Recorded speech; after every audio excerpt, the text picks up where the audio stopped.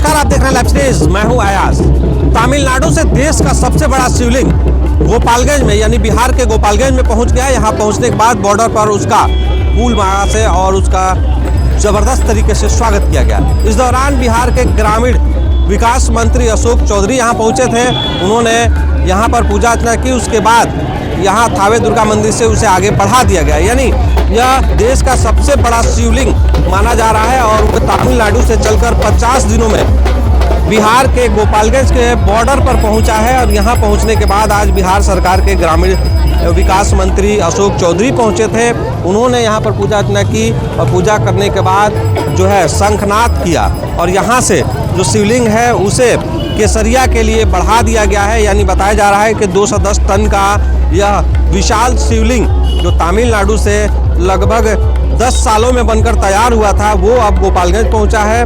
और बताया जा रहा है कि उसमें 1008 लिंक जो है वो बनाए गए हैं। ऐसे में इस दौरान जो है डीएम एसपी सहित तमाम जो गोपालगंज के विधायक सहित जो नेता थे वो पहुंचे हुए थे और हजारों की संख्या में भक्त यहां पहुंचे थे।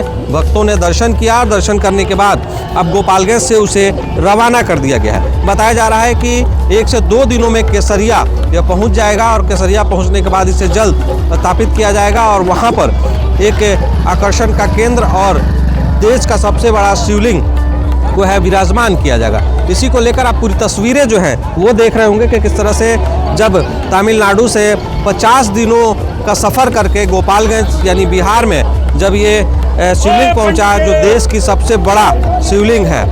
उसके बाद जो है अशोक चौधरी यहाँ पहुंचे थे। तमाम गोपालगंज के विधायक एमएलसी सहित डीएमएसपी भी थे। क्या कुछ जो है अशोक चौधरी कह रहे हैं, सुनिए। ये हम सब बिहार वासियों के लिए खास करके ये गर्व की बात है कि किशोर कुणाल जी ने सपना देखा था कि एक सहस्त्र शिवलिंग जहाँ 1008 शिवलिंग बना हो और लंबे समय से ऐसे शिवलिंग का कोई इतिहास नहीं है और विराट रामायण मंदिर में इसकी स्थापना हो। और ये महावीर मंदिर पटना के महावीर मंदिर ट्रस्ट के माध्यम से इसका निर्माण और इसका काम हो रहा है। 10 वर्ष लगे हैं इस शिवलिंग को बनाने में। ये ग्रेनाइट पत्थर का अकेला शिवलिंग है। हम समझते हैं कि महावीर मंदिर के सचिव सायन जी इस पर विशेष चर्चा करेंगे, लेकिन आज हमारे दोनों जो जनप्रतिनिधि हमारे हैं, हमारे गप्पू राय जी हमारे एमएलसी भारतीय जनता पार्टी के और हमारे विधायक जी माननीय मंजीत सिंह जी भी यहाँ हैं। गोपालगंज दोनों नौजवान साथी हैं, सनातन धर्म में विश्वास है। आज इन दोनों के नेतृत्व में हम लोगों ने बिहार के बॉर्डर पर इस शिवलिंग का हम लोगों ने स्वागत किया है। और ऐसी हम लोगों की प्रेरणा है, इच्छा है कि जिस भाव से कुणाल साहब ने विराट रामायण मंदिर में शिवलिंग की स्थापना करने का ध्येय रखा है कि एक जगह जल चढ़ाने से 1008 शिवलिंग का पुण्य प्राप्त हो। बहुत जल्द भव्य तरीके से इसका प्राण प्रतिष्ठा वहाँ पर होगा और हम लोग प्रयास करेंगे कि पूरे जिस तरह से उस मंदिर का निर्माण, विराट रामायण मंदिर दुनिया का सबसे बड़ा मंदिर बन रहा है और उस दुनिया के सबसे बड़े मंदिर में हम लोगों के हनुमानगढ़ी के महंत जी ये लोग सब लोग भी आए हैं आज इस शिवलिंग के स्वागत में।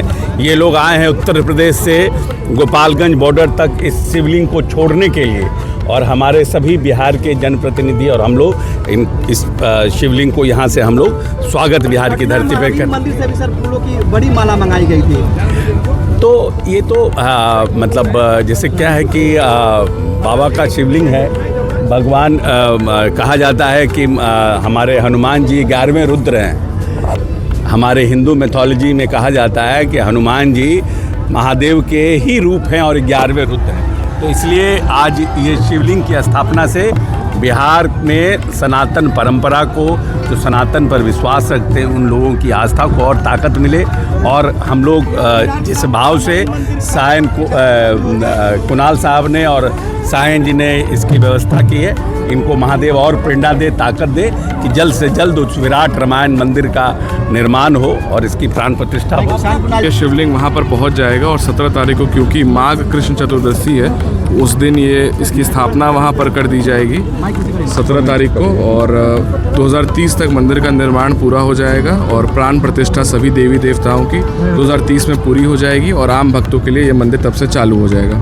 तो देखिए कि आपने साफ तौर पर बिहार सरकार के ग्रामीण व विकास मंत्री अशोक चौधरी को सुना। उन्होंने साफ कहा है कि ये एक देश के लिए मैसेज है और हम लोगों की कोशिश है कि जल्द इसे विराजमान कर यहाँ का पर्यटक स्थल के साथ साथ लोगों की भावनाओं को भी पूरा किया जाए। ऐसे में आज गोपालगंज से जो शिवलिंग है वो रवाना कर दिया गया है। उम्मीद है कि कल तक केसरिया पहुँच जाएगा। आप देख रहे हैं लाइव सीरीज, मैं गोपालगंज से अयाज अहमद।